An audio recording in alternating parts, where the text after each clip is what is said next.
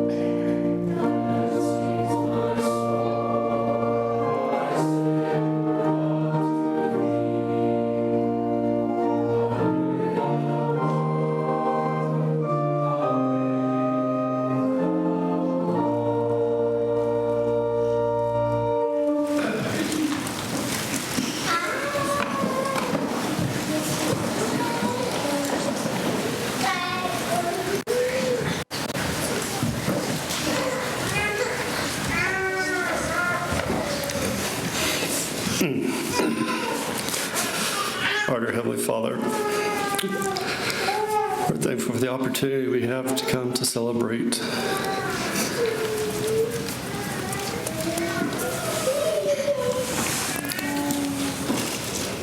the life of my dear brother Larry. Father, please bless the family that they know that their protector is still amongst them and will always be there looking out for them. Father, please bless you and the angels, for you got a new commander up there to get things shipshape. Father, we love Larry with all of our heart.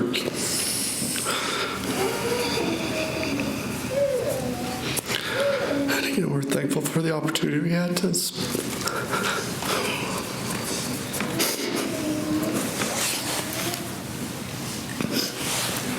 spend some wonderful adventures with him. And until we meet again, we say these things in the name of thy Son, Jesus Christ. Amen.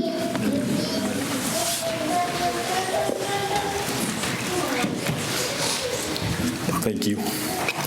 For information, the family prayer was offered by Tony Turk.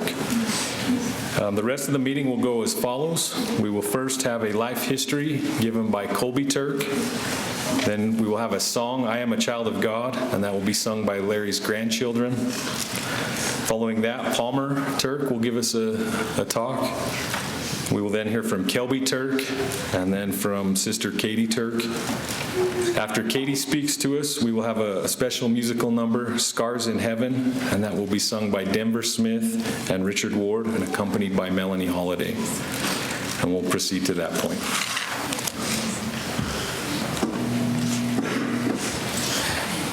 You didn't have to lower it.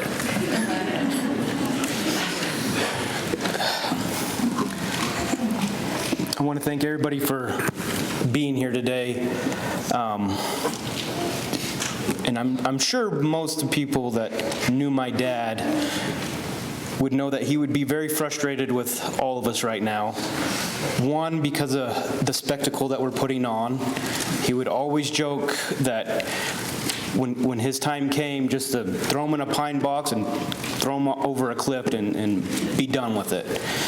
And also at the pace that we're moving. We are not moving near fast enough for him right now.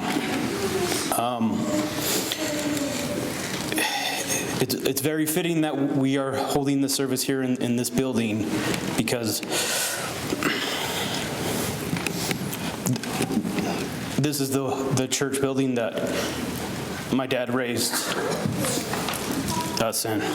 Excuse me. Anyway, life history. Lawrence Larry Thomas Turk was born April 6, 1964 in Wichita Falls, Texas. He was the second child and the second son born to Tony and Barbara Turk.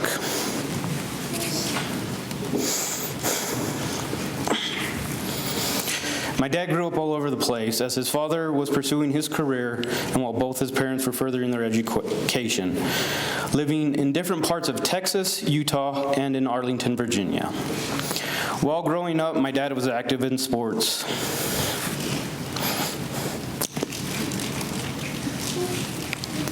Specifically football and baseball, and was involved in scouting.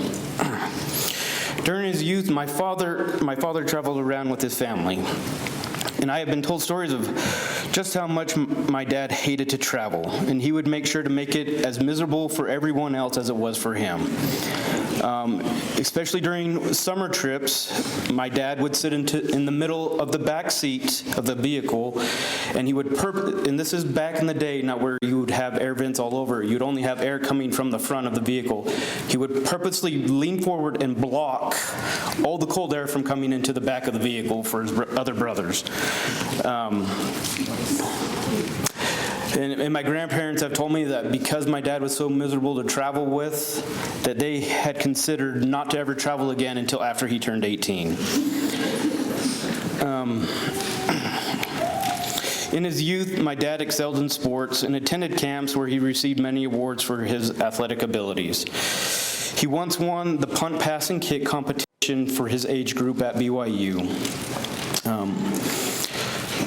One of the memories that my dad would often talk about was how his grandmother, his granny, bought him his first set of football pads and how he was in the backyard tackling her to the ground. At the age of 12, my dad attended a wilderness survival course from BYU, where he was the youngest participant.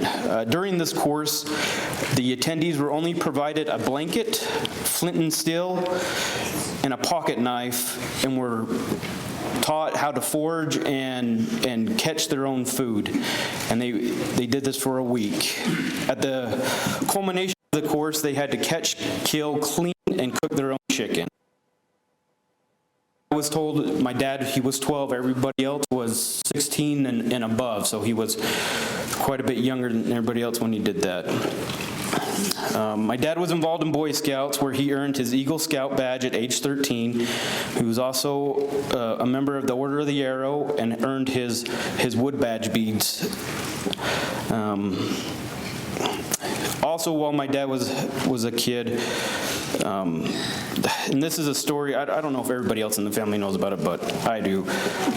When my grandparents and Robert and David and my dad lived in Provo, for whatever reason, Robert and my dad decided to tie David up and hang him from a porch off of the balcony and left him to hang there until my grandmother came home from work or school, whatever it was. And needless to say, she wasn't pleased for what she found. Though my dad grew up all over the place that he always considered his home was Blanding. My dad and his family moved to Blanding when he was in the 8th grade, and he loved to share his memories growing up here. My dad loved to tell how he lived in a room in the basement here in Blanding that had no windows. And he would often tell us, even as an adult, that that was his most preferred living situation. Dark room, no windows, and nobody to come and bother him. My dad also liked to tell me stories about how he would make his younger brother David be his servant and would often make David serve him specific meals. And he also referred to David as Daisy. But it's a well-known fact that nobody in the family is allowed to call David that, but for some reason my dad could. My dad loved to ride motorcycles, and he would once I got into law enforcement, he would throw out scenarios that he was involved in as a youth, and then he would question me how I would react, and no matter what answer I gave him, he didn't agree with it. I was too oppressive or too lenient anyway. While my dad lived in Blanding, he attended San Juan High School, where he participated in football, wrestling, and track, lettering in all 3 sports. My dad loved playing football and excelled at it, earning several awards from it. And recently, one of his former teammates posted game film on the internet, and my dad and I were able to sit together and watch it. And we watched all the games that were posted in one day. And for me, it was nice to be able to see my dad play, especially because I was able to critique him on his performance for a change. And he would just point out where he would say, well, they should have just given me the ball more. And he would disagree with the video and say that's not how he remembered it happening.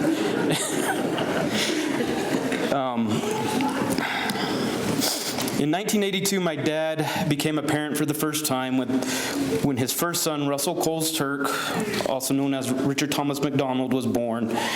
And through Russell, my dad has 4 grandkids. My dad graduated San Juan High School in 1983 and was soon after enrolled at SUSC, which I am told is what SUU was called, in Cedar City, and to play football. My dad's time at SUSC was cut short because of me, and he entered the workforce and worked in several different trades, gaining knowledge and experience that he would use for the remainder of his life.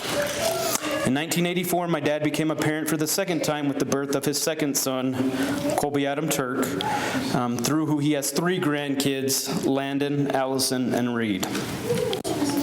In 1986, his third child and first daughter, Amber Shea Turk, was born. Through Amber, my dad has 5 grandkids, Jaden, McKinley, Dayton, Tazy, and Dixon. My family has a long and distinguished history of service to this country. I'm trying to control it. To this country. In the years after finishing high school, my dad had a strong desire to serve in the military.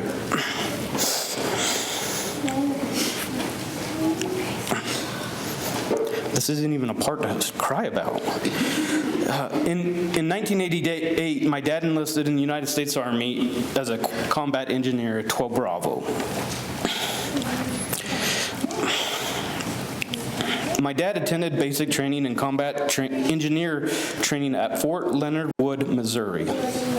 After completing training, he was selected as both honor graduate and for the Leadership Award. And he was forced to choose one or the other because they wouldn't allow him to receive both. So he chose the honor graduate.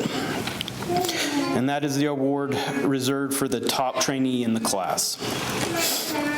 After graduating basic training, my dad was stationed in Fort Ord, California with the 7th Infantry Light Fighter Infantry Division.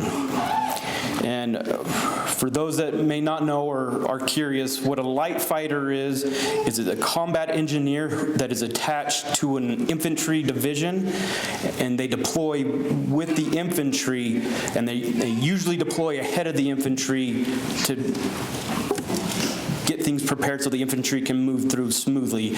And as the light infantry, they deploy with less resources than the normal combat engineer would, and so that's why they're light. While in the Army, my dad deployed twice into combat, first in Panama in Operation Just Cause, where he had to fast rope in from a helicopter behind enemy lines. My dad was in Panama from December of '89 to January of 1990. The second time my dad deployed into combat was in August of 1990 to January of 1991 to Kuwait for Operation Desert Shield. While in the Army, my dad received many awards, and most notably the Army Service Ribbon, Army Lapel Button, National Defense Service Medal, the Army Good Conduct Medal, Non-Commissioned Officer Personal Development Ribbon twice, Air Assault Badge, Expert Badge with Rifle and Grenade component, Humanitarian Service Medal, and the Army Achievement Medal. He also qualified for the Armed Forces Expeditionary Service Medal for his service in Panama.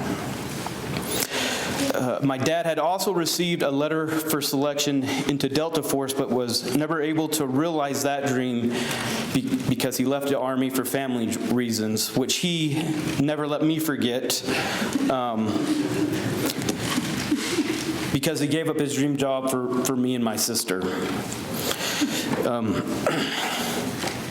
My dad left active duty military service as an E5, the rank of a sergeant.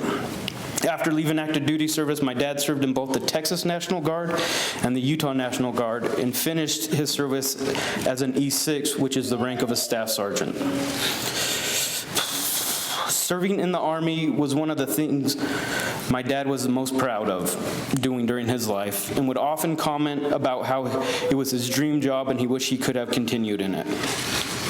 My dad and I would often talk about his military service and the reasons why he loved it, which ultimately led me to choosing the career that I chose, because I wanted to make my dad proud.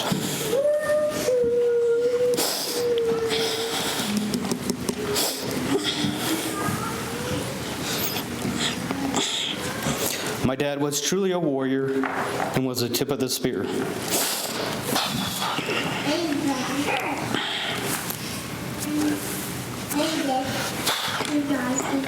After leaving the military, my dad spent a short amount of time with family in Texas before deciding to move back to Blanding in 1993. In August of '94, my dad married Mary Kate Palmer and added 2 more kids to the family, with Patricia Sage Tottacini, through who he has 3 grandkids, Dora, Knox, and Millie, and Kelby Bruce Turk, through who he has 4 grandkids, Tazy, Dixon, Liam, and Katie May. In 1996, my dad's last child, and the vein of most of our existences, who is affectionately known as Pooh Bear, Palmer Bayless Turk, was born, through who he has 3 grandkids, Mary Alexandria, Adeline, and Oakley. My mom and dad were sealed for time and all eternity, May 24th of 2004 in the Monticello Temple. My dad and mom raised their family for the most part here in Blanding. My dad was always actively involved in everything his kids did, and was often volunteered as a coach. And so now I can start telling stories of what I remember a lot about my dad. And for those of you that don't know, my dad was a very intense individual. Except for with his grandkids. For whatever reason, he mellowed out. And as a coach, my dad did coach me, but just to explain the intensity of my dad, when I was in 8th grade and I was playing football, and I was one of the return men, the coach had come up with this trick play where the other return guy was going to get the ball, and I would pretend to trip, and then the guy that had the ball was going to throw it back to me and I could run. Anyway, my dad wasn't privileged to that information. And so as the play develops and he sees me falling onto the ground and just laying on the field, he was right next to the sideline, because my dad always stood right next to the sideline. It was before the fence at the football field, and he was just losing his mind, yelling and screaming at me to get up off the ground. And then I got up and they threw me the ball and I scored a touchdown, and he was like, whoa, that was designed. Anyway. And then when I was in 9th grade, my dad volunteered to coach our 9th grade football team. There's a few of the guys that were in high school with us, or with me, who he helped coach. And the things that I remember most about my dad, besides grabbing my helmet and telling me what I was doing wrong, were the conditioning drills that he had us do. Apparently, during his high school time, reindeer were very popular, and so he tried to reinstitute the reindeer while we were in 9th grade, and I just remember sliding across the field and right after it had rained, and him blowing the whistle and just laughing. And then another one that I remembered while I was writing my talk was, I don't know what, we were in trouble where somebody was arguing with him, and I can't remember who. I was trying to figure it out the other day. Somebody made a comment to him like, well, let's run every 10-yard line of the field back and forth. And it probably took us an hour, but he just sat there and laughed. Let's see. Anyway, in Blanding, my dad worked in several different fields before being hired by the National Park Service, which is where my dad spent the remainder of his professional working career. My dad started working with the National Park Service in 2000 as a maintenance worker and custodian at Hovenweep National Monument. He then became the maintenance director at Hovenweep and National Bridges National Monuments. My dad was detailed for a time to Tumacacri National Historical Park and then promoted to facilities manager at Padre Island National Seashore. My dad then promoted to the position of superintendent for Aztec and Chaco Canyon National Monuments. While living in Aztec, my dad was also voted Citizen of the Year and was awarded, I'm not exactly sure what this award is, but it was the Sourhead Award, and I just remember he had to wear a bag on his head and come out. Anyway, my dad left Aztec and took the superintendent position in New York State, where he was in charge of 5 national historic sites, which included the Franklin D. Roosevelt home, Top Cottage, Valk Hill, which is Eleanor Roosevelt's home, the Martin Van Buren home, in the Vanderbilt Mansion. While working for the Park Service, my dad was invited to the White House by President Trump, where he was able to meet and have lunch with President Trump and the First Lady, which was something that my dad was very proud about. My dad took a medical retirement from the Park Service in 2019 after 19 years of dedicated service. After retirement, my dad moved to North Carolina for a while before deciding to move back to Blanding in 2021 to be with his family and moving in across the street from me. During my dad's free time, he enjoyed spending it out in the hills, looking for deer and elk, or checking out Anasazi ruins. And he loved spending time with his grandkids and spoiling them, and they all affectionately refer to him as Papa. And as I had mentioned before, my dad was an intense man, but with his grandkids, he was not. And this does not fit his image at all, but my dad would dance. And he would often, and I know he was doing it on purpose, but it was still hilarious. He would come out, if everybody was gathered around, he would come out into the middle of us, and he would stand there, and he would be leaning over his cane, and his bum crack would be hanging out. And he wouldn't say a word, and he'd just sit there and bounce. But anyway, I spent a lot of time out in the hills hiking and hunting with my dad. Unfortunately, I can't share a lot of hunting stories about my dad because statutes of limitations are not up.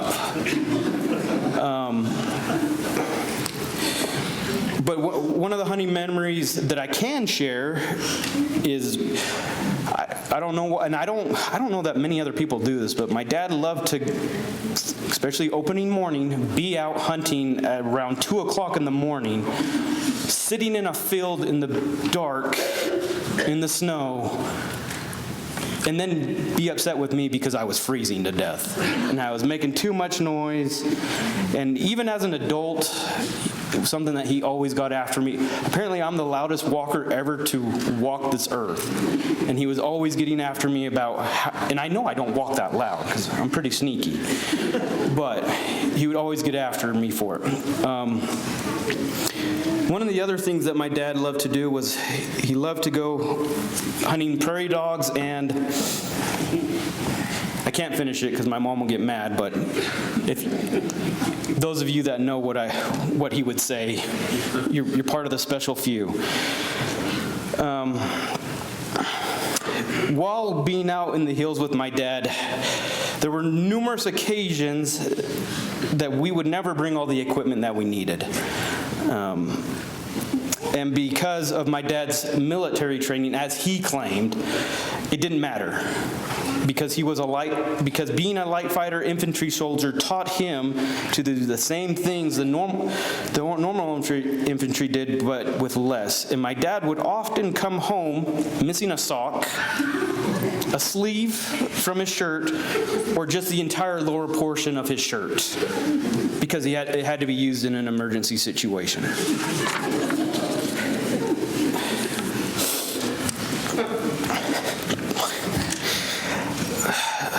My dad was deeply proud of being a Texan and of his Southern heritage, and he would often share those aspects with people. My dad and I have bonded over many things during his life that he was passionate about, that we're both passionate about, such as history, football, sports in general, and service. And even though as a child my dad did not enjoy traveling, he did spend a good majority of his adult and professional life doing so. And I had many opportunities to accompany him and share that special time with him. While traveling, my dad loved to listen to the Bob and Tom Show.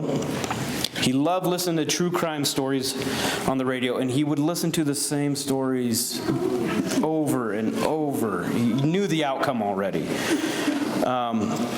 And my dad loved mashed potatoes, especially my granny's, and we'd always have to make a separate batch just for him. Well, him and Laura, because him and Laura share that. Anyway, my dad and I share a special bond, also not only because I look almost exactly like him, but also because of the way we communicate. My dad has always been a man of very few words, but he greatly expressed himself through grunts and other various sounds. And for better or for worse, I will carry that tradition on. My dad is also known for several inventive phrases that he loved to use to express himself, such as, "That and 50 cents will buy you a Coke. I know more about it than you can shake a stick at. Maybe so, or maybe no." And then this one, he would use it two different ways. He would either say, I have felt more pain than any other man has, or he would say, I have felt more pain than 10 men have. And I have been informed that since my dad's passing, that honor has now been distinguished upon my Uncle Robert.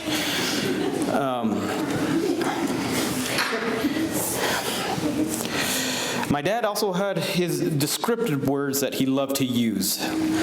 And I know this was from his construction days, but a skosh. He loved to refer to people as dingbats, potlickers, beanheads, and my favorite, chingazo. I know there might be a few of you here who know what that word means. As a kid, I understood what he was meaning when he said it, but I didn't know what it means until I went on my mission and learned Spanish. And when I told him what it means, he just laughed at me and told me I was wrong. Because he was so sure of himself. Another interesting thing that my dad did with his grandkids, nieces and nephews, was everybody had a nickname. Didn't matter who you were.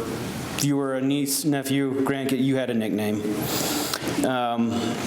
And then something that he started doing, at least that to my knowledge was recent, was he started adding an S to the beginning of people's names and other words.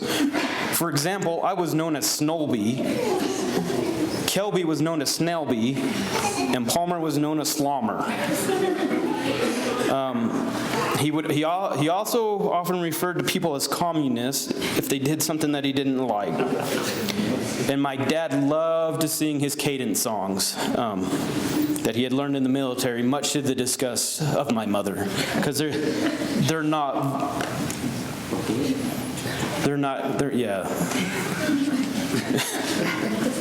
funny. When it came to work, my dad was a perfectionist, and my entire life, it seemed like I got roped into every project that he was doing, but my dad always assumed the role as supervisor. And one of the biggest memories I have about doing projects with my dad is he would assume his supervisor role, and he had his chair that he would sit in and tell you how to do it. Anyway, even if it came to just digging a hole, I could never do that right. And I was often shoved out of the way, and then he would just do it for me, so. And a lot of my work was pro bono, meaning it was for free. And I was fired by him once from free work because I disagreed with him on a project. But when it came to work, I didn't know this story before I started preparing this talk, but I was told this story about when my dad was working for the Park Service, and this just goes to show you his mentality and just the drive that he had. They were supposed to be moving power poles from one end of the park to the other. And because of the soil or whatever the reason was, they couldn't use machinery. And my dad was getting frustrated because the people that were supposed to be there to help him do it weren't ever showing up. And so my dad was just moving those power poles by himself.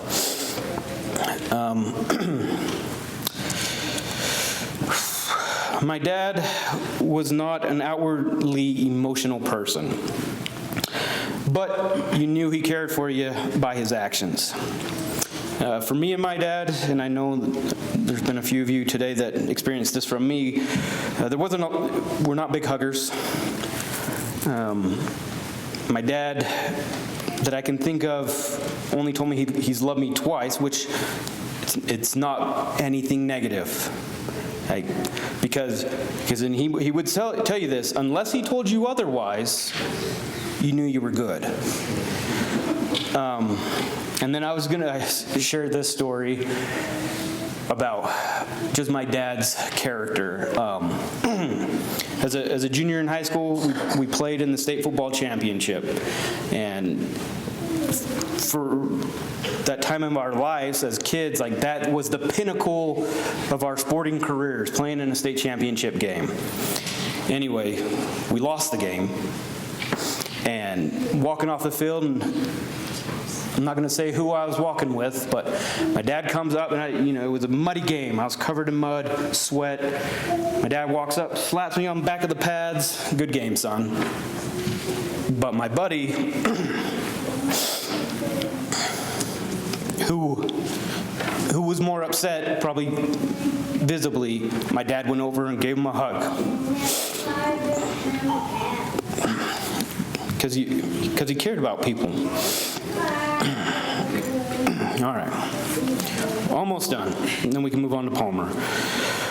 For me, to tell you what was most important to my dad, it would go in this order: God, family, and country. Now, for those of you that don't know my dad very well, he has never been the church-going type of guy. He was not the guy that was in church every Sunday. But that did not diminish the testimony that he had about the gospel. And it is because of his firm convictions, beliefs, and faith, he helped and guided his family. And though he did not have the opportunity to serve a mission as a young man, by his example, 3 of his sons served honorable missions.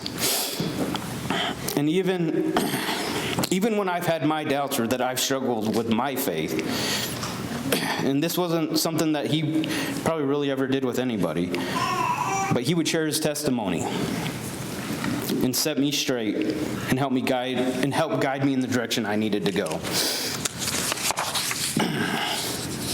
When it comes to family, my dad would do and did anything for us. Throughout his life, he gave up his football career for his family, he gave up his dream job for his family, and he was always willing to take people in and lend a helping hand for his family whenever needed. And then when it comes to this country, my dad literally gave his entire body to the service of this country. While in the Army, my dad suffered 7 broken vertebrae that would eventually cripple him later in his latter years of life, and would ultimately contribute to his death. And I don't know if everybody knows this, but my dad also suffered from PTSD from the active combat that he saw. My dad tried to instill these principles into each of his children, and also his work ethic to do a job until it is done. My entire life, I have tried to live up to these standards, and I have always looked up to my dad and have always thought of him as my hero. My dad was not a perfect man by any means, and he had his faults. And often when he had the option to choose the easy way or the hard way, he would choose the hard way. But afterwards would come out and be better and stronger than he was before.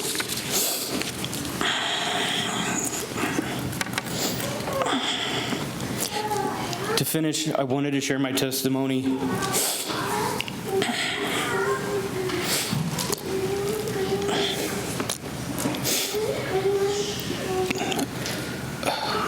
I'm very happy. I've been holding it together, and part of the reason is based on my knowledge of the plan of salvation. I love my dad.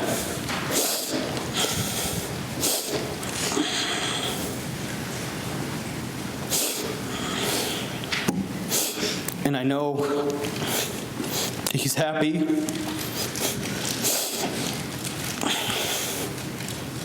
And he's frustrated with us right now because of all the emotions we're portraying. But I can't wait to see him again.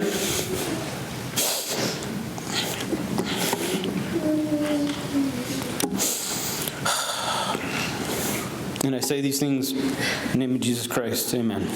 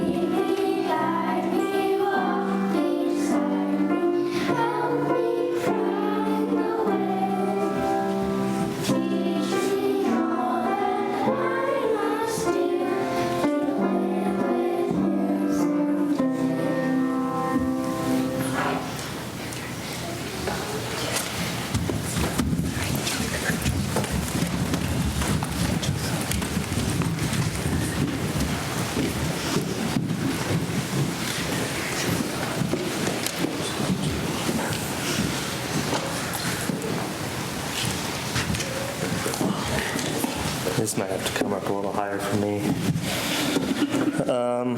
First off, I want to thank everyone for being here. As Colby said, and I'll probably say a lot of the same things he does, my dad would have hated this for the simple fact that we're all crying. Probably would have made him feel pretty uncomfortable.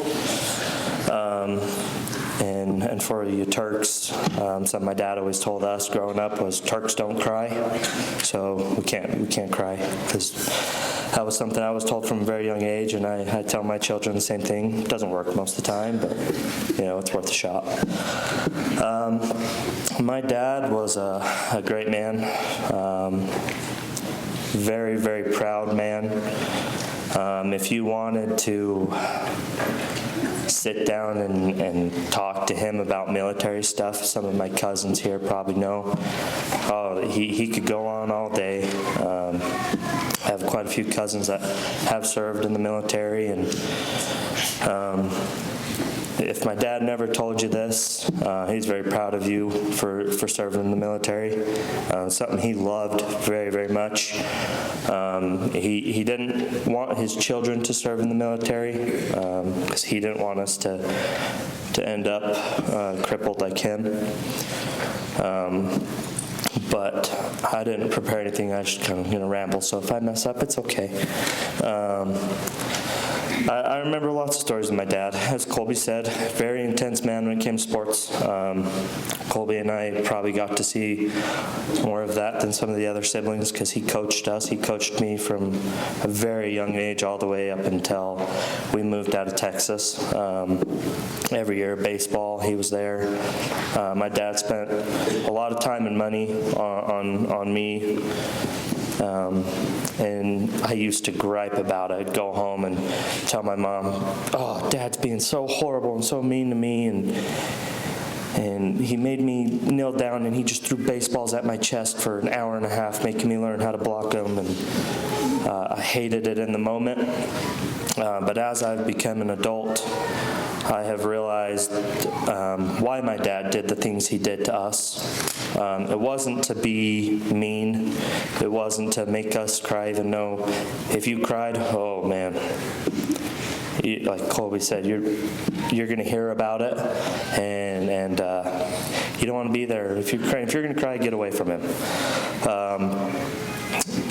It taught us how to be adults, taught us how to be strong, taught us how to be resilient. Similar to my brother, the reason I chose the career field I chose was to make my dad proud. Also, unfortunately, make Colby proud, but yeah. My dad was very proud of where I got to. For a very long time, I was falling down pretty far. I became a dad to my oldest starting my senior year of high school, and my dad didn't waver one bit, neither did my mom, but I know most of it came from my dad. He was the one I was most scared to tell about that. He probably was the calmest about it. He was a lot madder about the first tattoo, which I get. Dad was not a fan of those, but he helped me raise my daughter Alex. And when I fell down, he took her in with no problem at all, and he picked up where I couldn't be at that time, which I know she has a very special bond with him because of it. All my children do, but Tazy and Dixon and Alex have a little bit more special bond with him because they got to be raised by him in a way that we didn't. He loved his grandbabies. It was almost weird to watch him, like Colby's saying, doing his weird little dance. It wasn't just like he'd walk out into the living room when people he didn't even know were there, but he would stand right in front of the TV and just turn around, and Mom would yell at him, and he would just, "What, Katie? I'm not doing anything," and then just keep doing it. That was his favorite thing to do. He was a prankster. If a lot of you didn't know that, he would prank you any chance he got. Multiple times where he'd act like he was falling down, to where I would have to jump up, try to catch him, and be like, "Ah, gotcha," or this weird grunt thing that my two uncles can do to a T with my dad. But as a kid, I was very fortunate, and my siblings will all tell you this if you ask them. I was treated a lot differently as a child because I was the favorite from the get-go. I was the prize child. I may have fallen down on that one later in my life, but growing up, Kelby and I got to go on a lot of mountain drives with my dad. One story I can remember is, I think we were in the Forerunner, and we were going, I don't even know where we were at, and I believe it was snowing, and the back end went to slide off of this cliff. And the type of man my dad was, and any of us parents would do it, but is he stayed in the vehicle and pushed me and Kelby out, and he stayed in there for I don't even know how long, trying to get it to pop over, and we're sitting there bawling our eyes out thinking our dad's going to fall off a cliff. He got it out, and I remember him just saying, "It's what Turks do." My dad was proud to carry the last name of Turk, and he embodies what all of us should strive to be. He was we said he had a home. We had a home Larry and a work Larry. Anyone that's worked with him would know. And every time my mom and I would go to work events, and we would just sit back and be like, "Who is this man?" Like we don't get this at home, right? We don't get the jokes, and my dad could tell some jokes that would just make you shake your head and what the heck did you just say? That's coming out of your mouth. That's not appropriate, Dad. And he would say it in front of people he shouldn't say it in front of. But he loved the reaction of people getting mad about it. He loved making my mom mad. That was his favorite thing to do. But we were driving around listening to Sweet Cherry Pie. I don't remember the band. Yeah, no, sorry. But my dad, he loved very strong. You wouldn't see it. Similar to Colby, only heard my dad tell me he loved me a couple times, and I used to gripe about it, but when Dad said it, he meant it. It wasn't just a word he threw out. Same with giving hugs. He didn't just do it unless he knew you needed it, or unless he knew it would get you off his back. Similar to Mom, probably just crying about getting a hug, and he just and walk away. But I was fortunate as we were in the ER with Dad that I told him I loved him.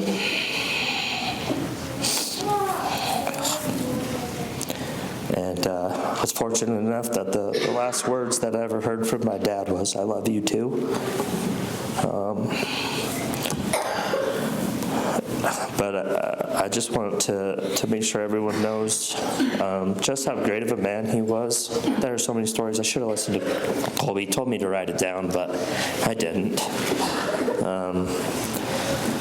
But I did know when we first moved back to Blanding, I was the reason for it, and I got blamed for it. I still hear about it from my mom. You made me move back to this place. My dad would say it too. But as soon as we got into Blanding, we're unloading all their stuff. Dad's supervising, sitting in his chair, telling us how to move things into the house. And turn around and Dad's gone. And Mom calls him, and the one reason he was so excited to move back here was be with his, what I call, and what my dad would probably say, his best friend, and Alan. My dad loved Alan. And there's so many people, I think we've all realized. My dad's affected a lot of people in a lot of ways that we didn't even know through this process. It's been horrible. It sucked. But the amount of people that have came out and said, your father, your husband changed my life around, got me sober, got me a job, got me. We didn't know that because he didn't boast about his accomplishments. He wasn't that type of way. But I'm very fortunate to be this man's son. And I just want to bear my testimony with you guys that I know this church is true, and I know that one day I'll be able to see my dad again, and in his picture body, where he's not crippled, he's not having to use that stupid cane anymore, and he can stand up and he can dance all he wants with his Granny Coles, who was his most favorite person in the world. And that we'll be able to see him again, and that he'll be watching over us all, making sure we're all doing okay. And again, I want to thank you guys all for coming, and I say these things in the name of Jesus Christ. Amen.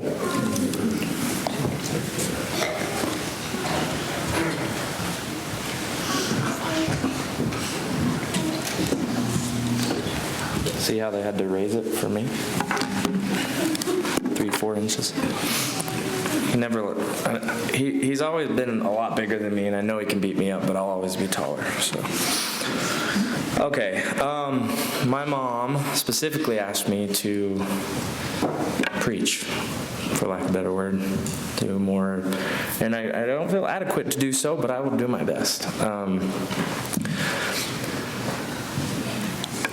Most of what I'm going to say is based off of a talk by then Elder Nilsson, now President Nilsson, in 1992 called Doors of Death. And it talks about, when it starts off, it talks about why mourning is so important. And the last week and a half of our lives have been not a lot of fun, but it's what we're going through is necessary. And Elder Nilsson, President Nilsson, and he says, mourning is one of the deepest expressions of pure love.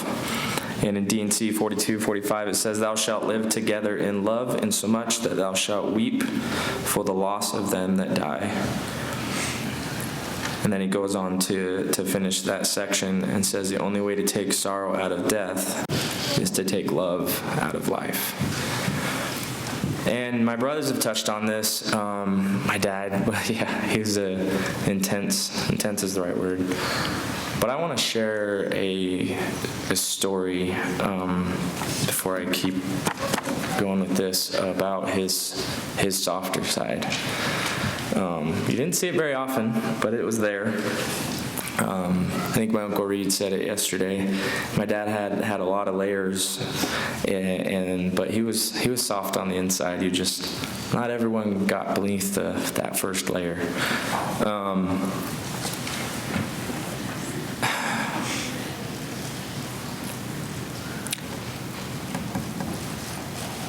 In 2017, I was going through a really hard time of my life, and long story short, I ended up being excommunicated in 2017, and I was so afraid to talk to my dad because I didn't know how he would react. And I'm only sharing this because it shows who he was. He didn't say anything. So I didn't have a lot of words, but he just grabbed me and he hugged me. I don't know how long, 10, 15, 20 minutes. And at the end of it, he said, the gospel's true, and that's all that matters, and I love you. And that was it. But he wasn't angry, he wasn't upset. He knew I was making bad decisions, but he stuck by me through it all. And then last year, he was able to be there when I took my family and we got sealed together forever. And that's because of him and my mom and everyone else. But he was there, and he was always steadfast in his belief. And I think it's interesting. One thing I've noticed over the last week and a half is we all mourn slightly different. Some more angry than others, and it comes in phases, but that's okay. And to accept it for what it is, right? And grow and heal from it, and not judge anybody by the way they mourn. And in this talk, Elder Nilsson also talks about how the Lord uses different ways to comfort us in our time of need. And all of you heard my 2-year-old screaming earlier. Yeah, that was mine. She's tough, but I'm going to share a story about her because this was the Lord comforting me. So Monday, February 6th, Dad had just passed, and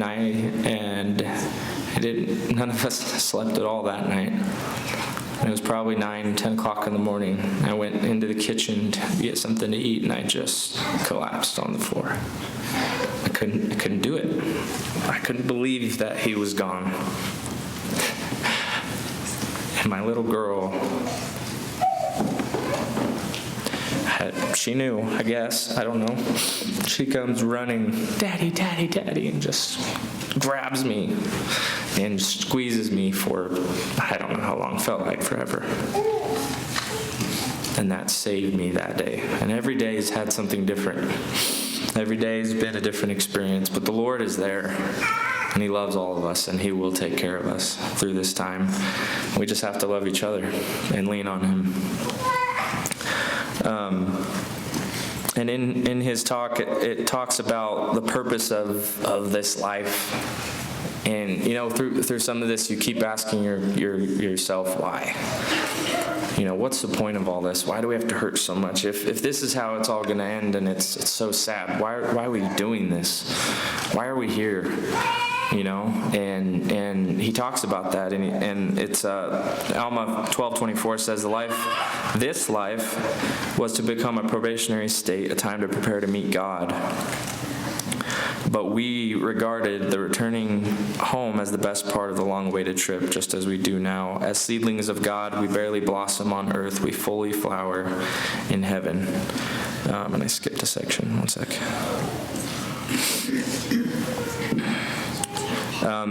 And then in Alma 40 it says, "Concerning the state of the soul between death and the resurrection, behold, it has been made known unto me that the spirits of all men, as soon as they are departed from this mortal body, are taken home to that God who gave them life. The spirits of those who are righteous are received into a state of happiness, which is called paradise, a state of rest, a state of peace." Life's hard.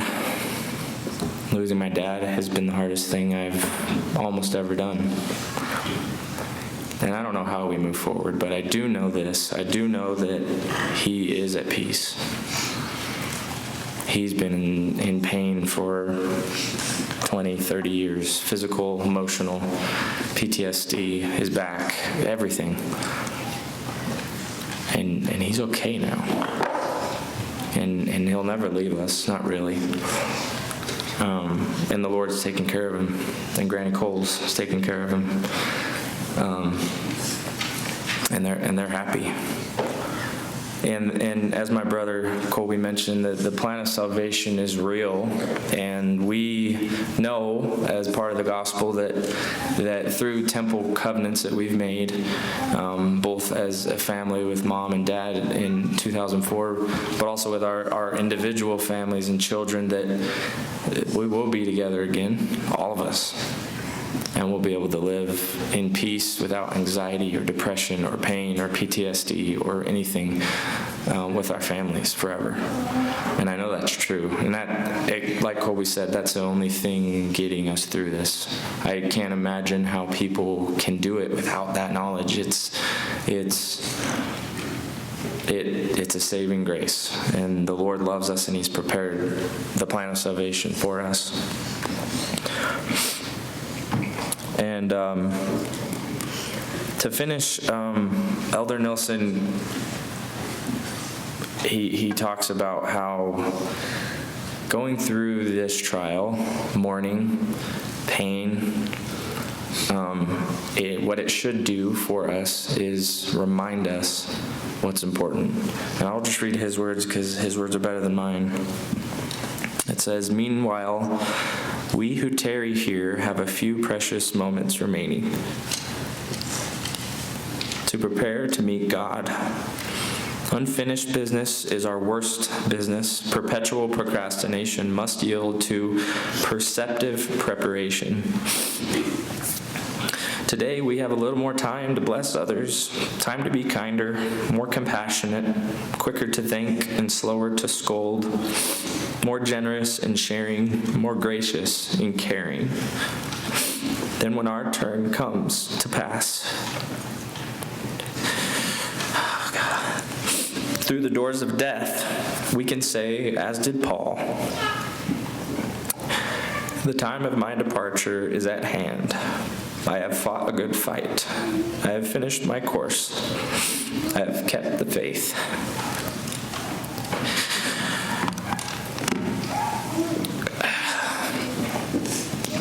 My dad he didn't preach. He wasn't a scriptorian by any means, but he kept the faith. He fought the good fight. And because of that, we're all here today. My siblings and I are okay. And I know that the plan of salvation will bring us together again. And I also know that the power of prayer is real, and everyone needs to lean on Him. We can't do this alone, and we need to love one another, lean on one another, and lean on our Heavenly Father. I loved my dad. I had an interesting relationship, as he did with all his siblings. I don't know if everyone here knows this, but I was adopted by my father at the age of 3. And I love that nobody knows that, because I was never treated any different. I was his son, bar none. He loved me just like he loved all the others. And he raised me to be, I think, a pretty good man. Thanks. We'll miss you, Dad. We love you. And I say this in the name of Jesus Christ. Amen.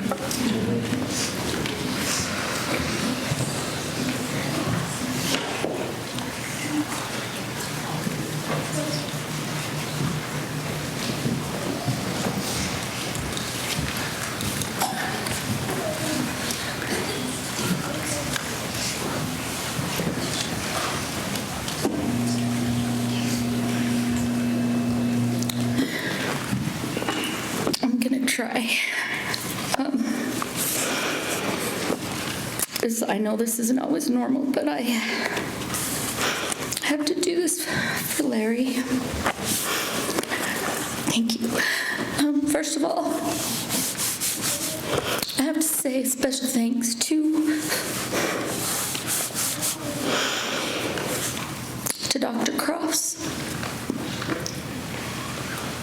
who did a lot for Larry over the last 2 years. He did everything he could. To the other medical professionals in the ER here, Dr. Lyman, Jodine, Sonny, and there were many others that I didn't know the names of, but they didn't just take care of Larry. They took care of us as well.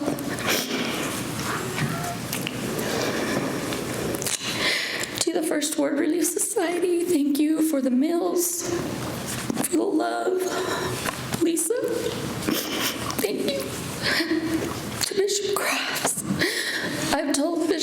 promise that no matter where I live, even if he's no longer the bishop, no matter where I end up in Blanding, because I have no idea, I'm not leaving First Ward. They'll have to drag me out with a leash because I'm staying in First Ward.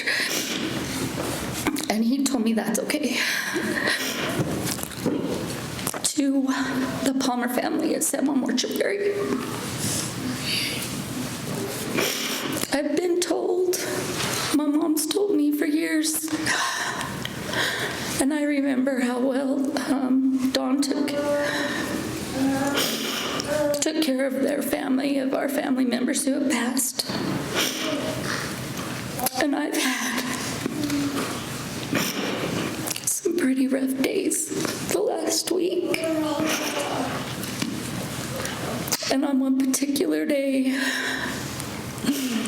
I was trying so hard. I needed to talk to Uncle Mark or Uncle Lyman because I knew they could answer questions that I was really struggling with. And my boys were at the mortuary.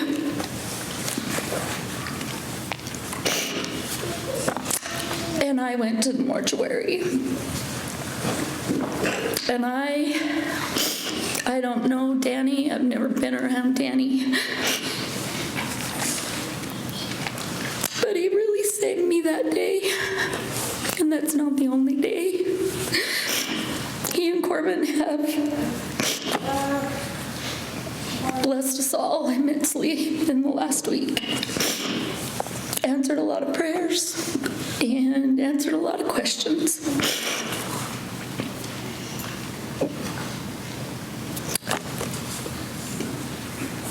To the Turk family, thank you for accepting me and my little broken souls into your family and loving us just like we belonged. There was never any doubt.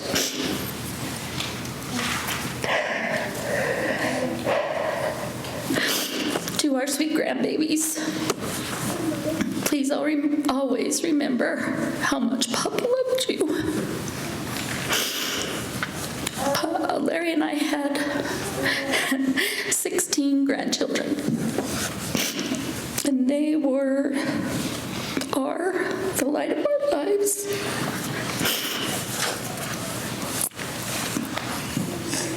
To our children, quickly.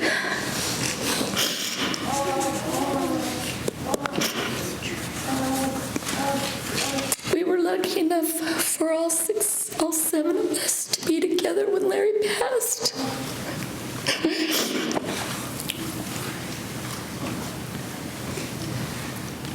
The kids all got to say goodbye. We were all there together.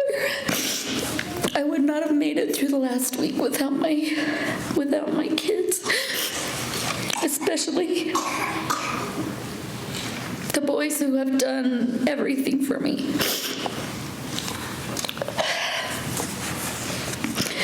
Just real quickly, Larry and I have 5 beautiful children and 16 grandchildren.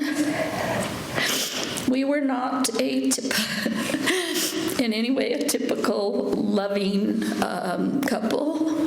Grandma Turk used to say when we were first married that we would entertain her because we would argue with each other. Even when one of us knew we were wrong, we weren't stopping until we could prove it. But that's who Larry and I were. We love to argue. We love to tease each other. And I won't tell you his favorite name for me because it's not appropriate in church, but it was loving.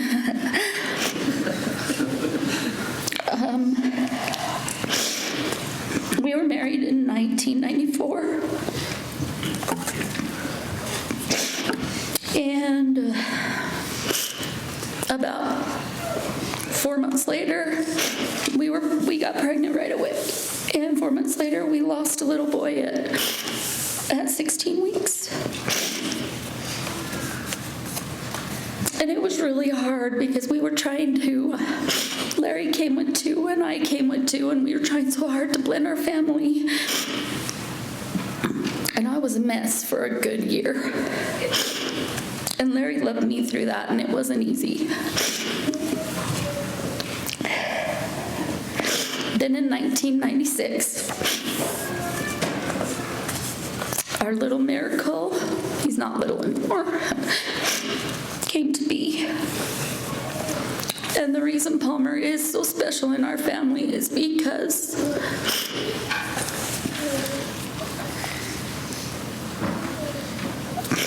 he wasn't his and he wasn't mine. He belonged to all of us. And he really united our family. I can't even read my writing. In 2000, Larry began, and I know Colby's told a lot of this, but he started with the National Park Service at Hovenweep as a janitor. From Hovenweep to Britches, to Padre Island, National Seashore in Corpus, to Aztec and Chaco, where we built our dream home together, to New York.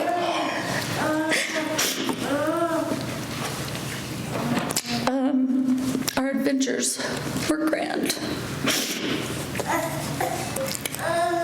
And we lived all over this country, and I will forever be grateful for the time that Larry and I had together to do that. I do have to tell one story that hasn't been told. And Larry's having a fit because this is really way too long and he's wanting us to be done. So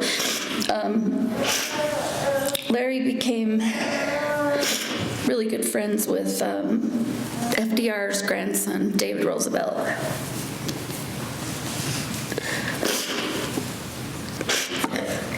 And he loved him very much.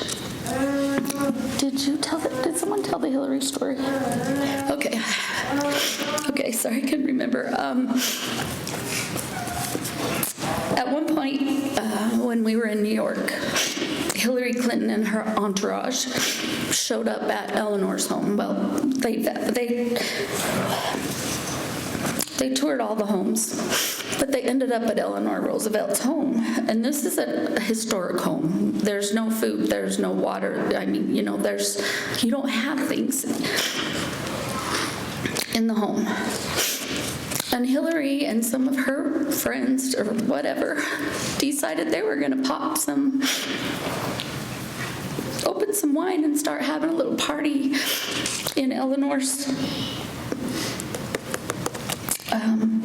office.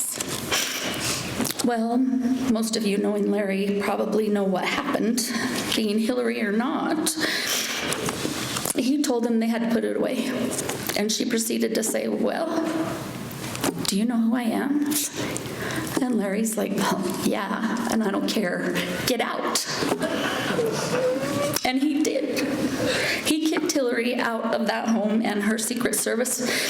People thanked him later because they said it should have been done a long time ago. When Larry was in the Park Service, I know people, a lot of the friends from high school remember a different Larry than a lot of. Larry was, I know, known for his fighting and his toughness and everything else. I just like, bro.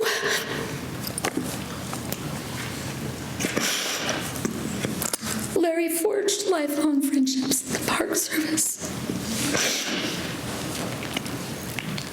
And none of us had any idea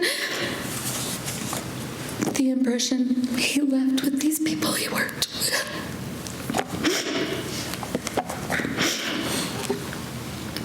One of his favorite people in the whole world he worked with at Padre, she was like a daughter to him, and her and her husband are here today. And so many people,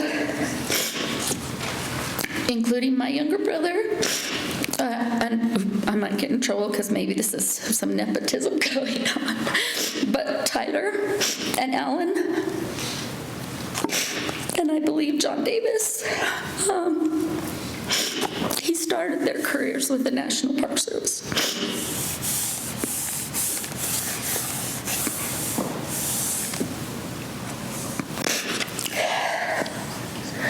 I received an email from a gentleman that the man that was his first, I believe he was his first superintendent when he started. And I just want to read just a bit, just as much for my family to know the impact Larry had on the people he worked with. Greg says, while I was chomping at the bit to get back to Alaska, my 2 years working alongside and being befriended by several of you, this is an email chain from going through Tyler and a lot of the Park Service people in Utah, Colorado were wonderful. They were memorable and indelible years.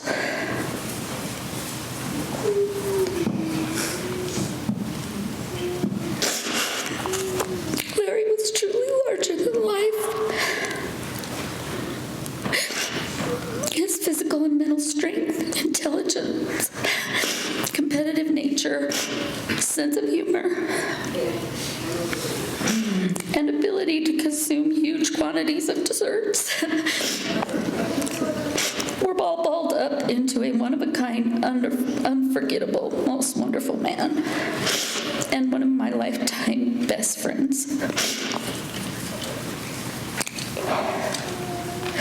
He said this line of work of ours in the Park Service is all-consuming. No matter the title or position, working for national parks demands degrees of expectation, commitment, and self-sacrifice that few outside of the military likely comprehend or would put up with. The work takes a toll, and our families are not immune to that toll. I have no doubt that in his rapid rise to that of an accomplished superintendent at those multiple family legacy parks back east, Larry's dedication and work ethic continued to amaze colleagues and stakeholders alike, just as he had amazed me. And then he talks about how grateful he is for his memories with Larry.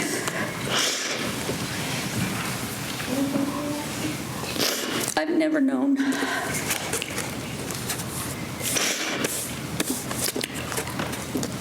anyone who could put his mind to something and make it happen like I did Larry.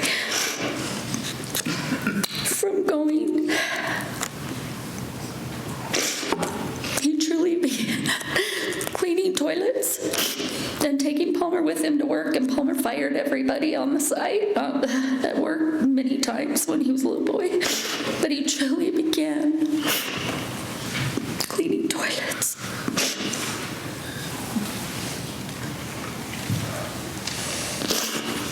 And he ended up in New York State at running 5 very prestigious parks. And that is who Larry was. He decided he was going to do it, and he did it. He retired medically, yes, but he also retired because the political pressure in New York was just more than he wanted to deal with. In November, the 1st of November,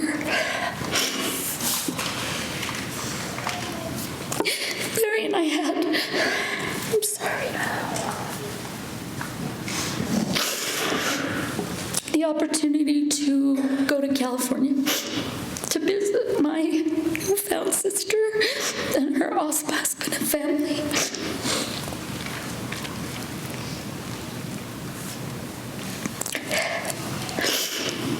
And Larry got to return to Fort Ord,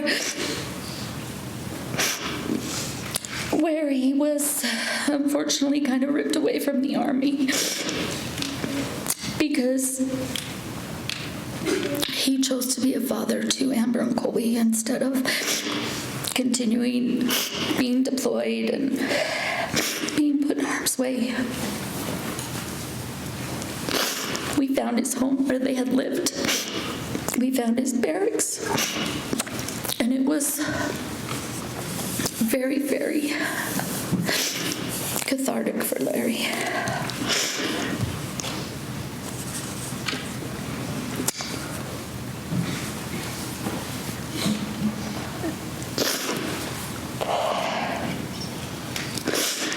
Thank you, Larry, for rescuing me and my little broken souls 28 years ago.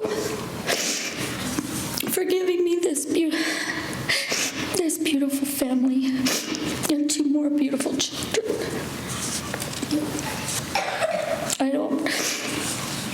I truly don't know how I'm going to do this alone. Larry and I were both really independent. We were not the lovey-dovey. Steph understands that more than anyone.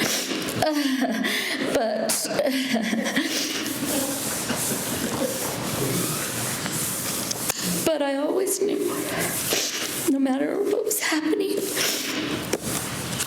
if I needed him, he'd be there. And even if I was wrong, he'd back me up. I'm scared. I've got a long way to go without you. But I'm sorry, I have to do this for Larry. I know you were exhausted from fighting your heartbreak and sorrow. And your body was just too tired to keep going. I'm so grateful you are standing straight and walking tall. No cane. No pain, and complete and utter joy. You gave me everything, and anything I could ever want or need. Thank you for loving me. I say these things in the name of Jesus Christ.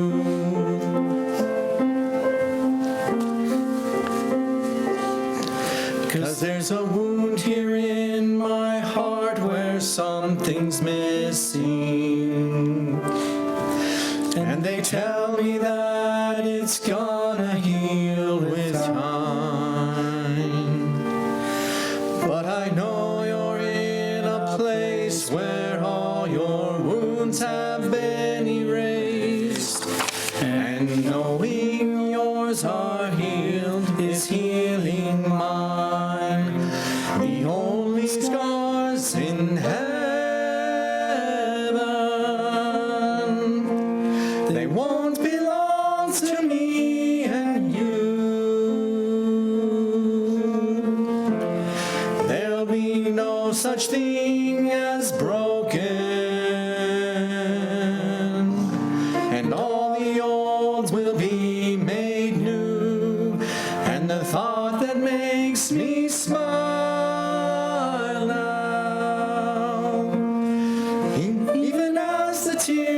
fall down? Is that the only scars in heaven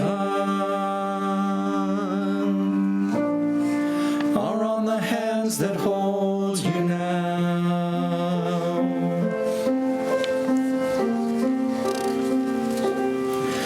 I know the road you walked was anything but easy. You picked up your share of scars along the way. Oh, but now you're standing in the sun. You fought your fight and your race you've run. The pain is all a million miles away. The only scars in heaven, they won't belong to me and you. There'll be no such thing as broken, and all the old will be made new. And the thought that makes me smile now, even as the tears fall down, is that the only scars in heaven are on the hands that hold you now. Hallelujah.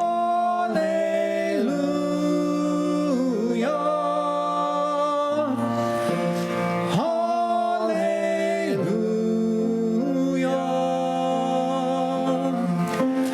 Hallelujah.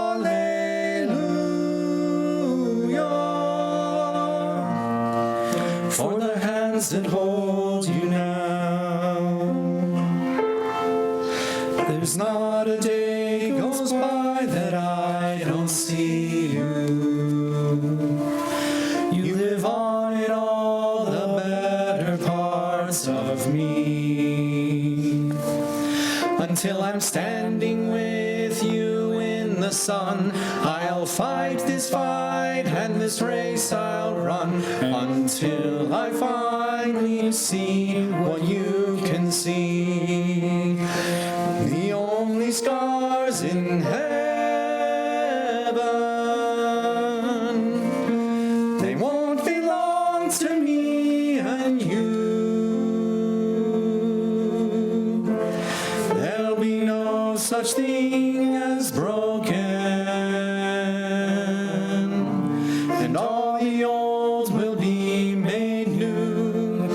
And the thought that makes me smile now, even as the tears fall down, is that the only scars in heaven are on the hands that hold you now.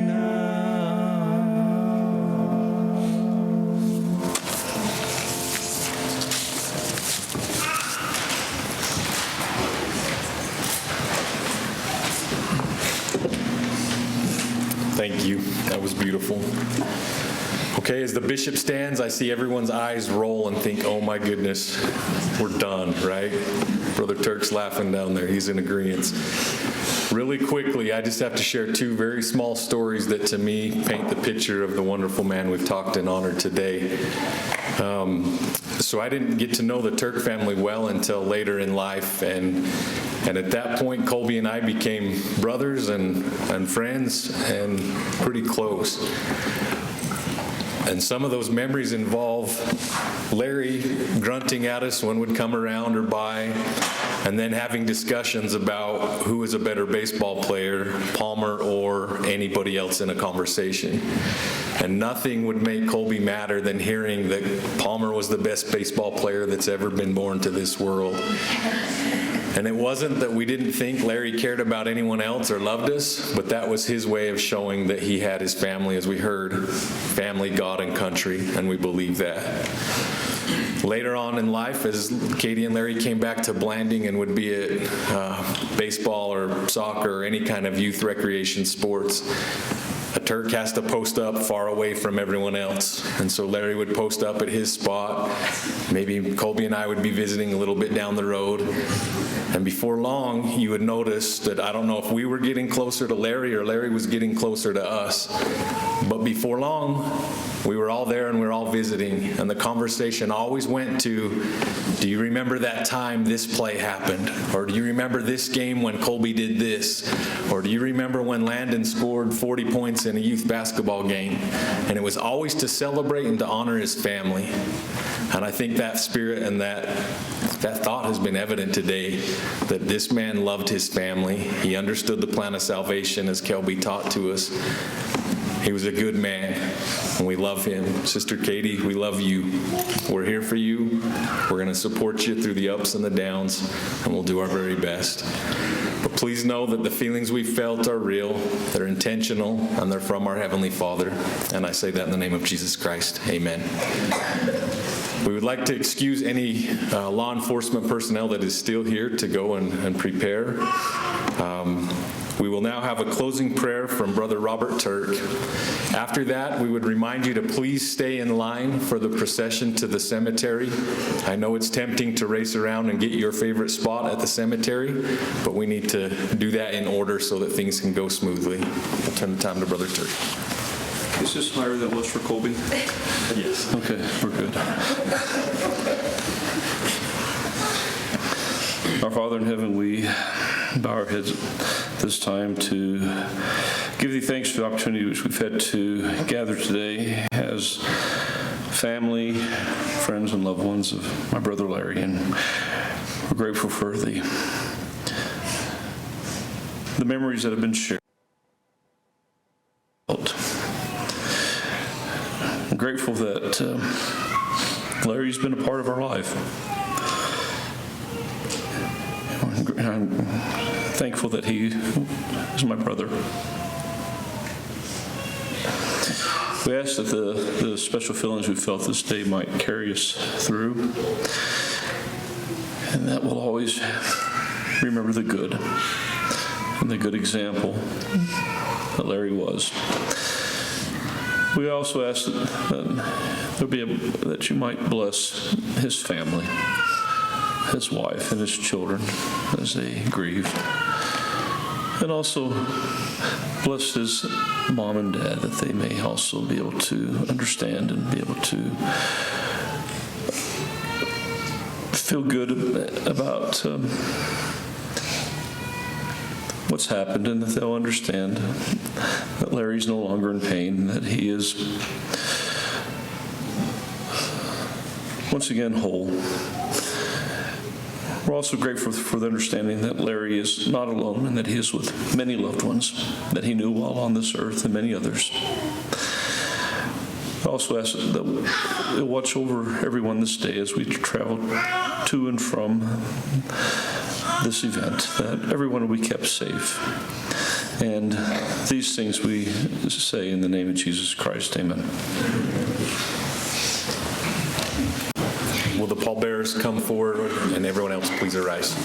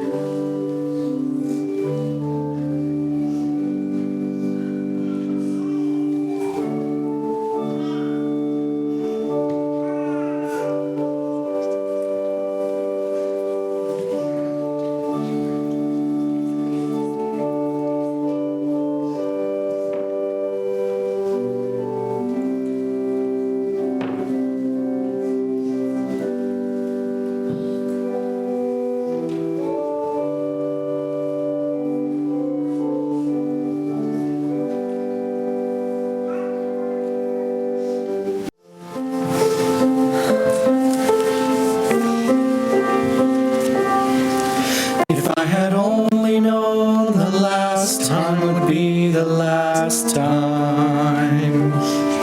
I would have put off all the things I had to do. I would have stayed a little longer, held on a little tighter. Now all I'd give for one more day with you.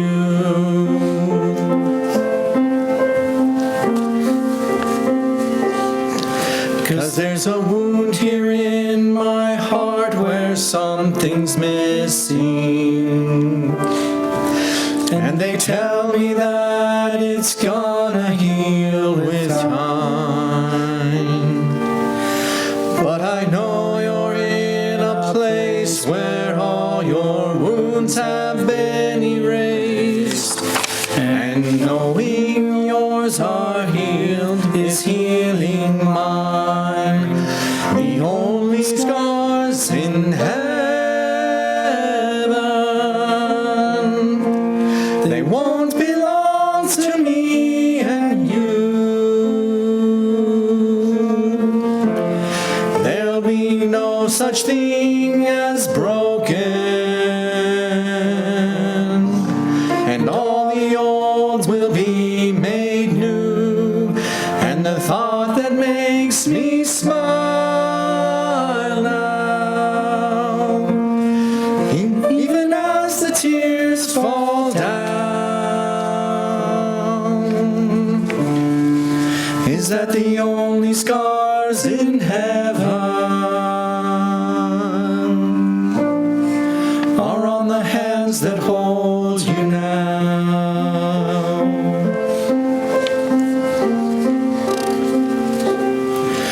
I know the road you walked wasn't anything but easy.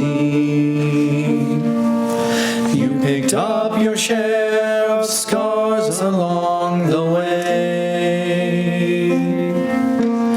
Oh, but now you're standing in the sun.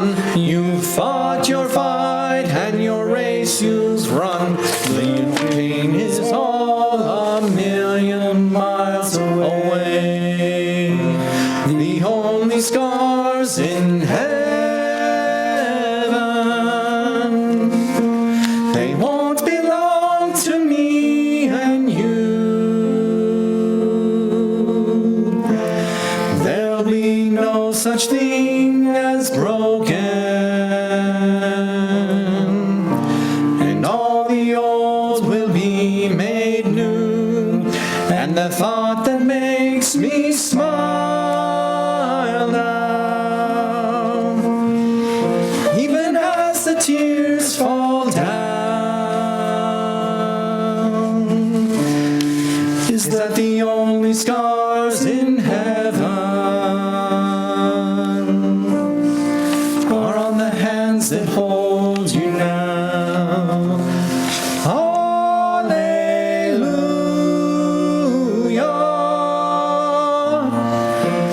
Hallelujah.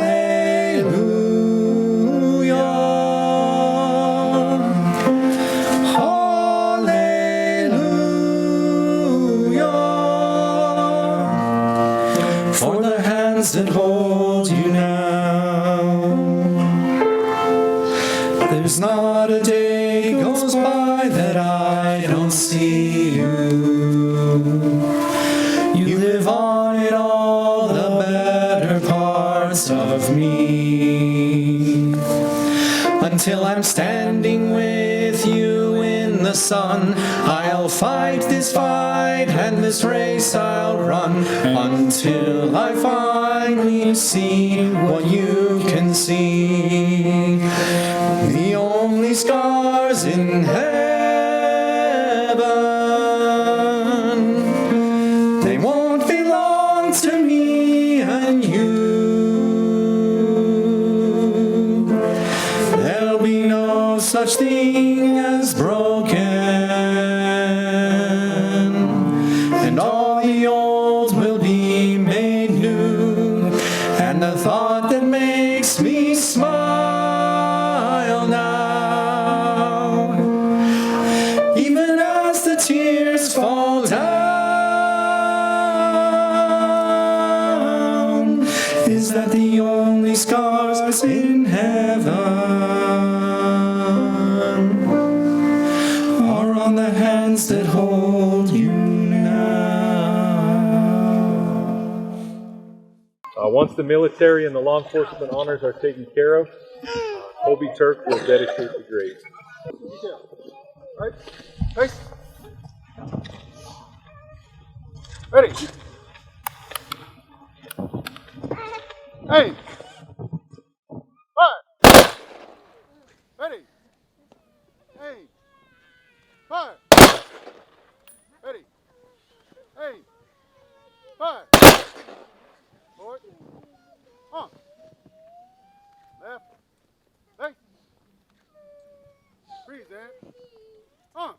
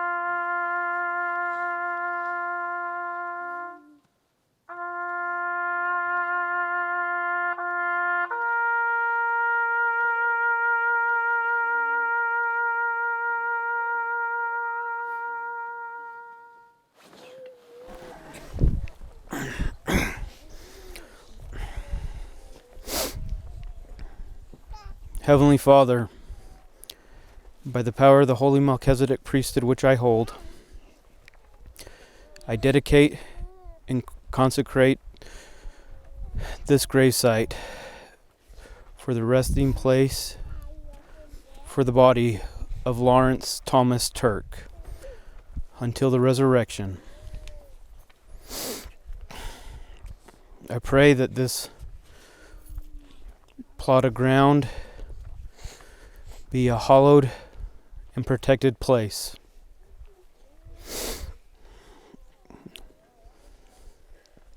Heavenly Father,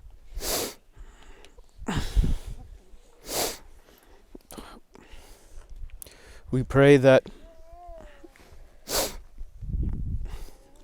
my dad is well taken care of,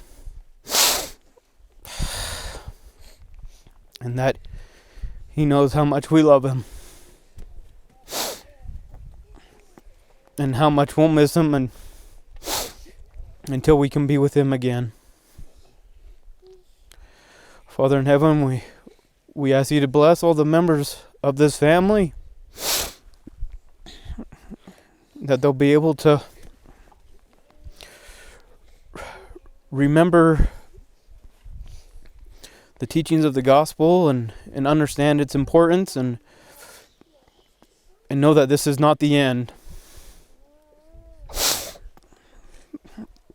Father in heaven, we thank you for all of our many blessings, and we're thankful for this opportunity that we have to be here together as a family and friends.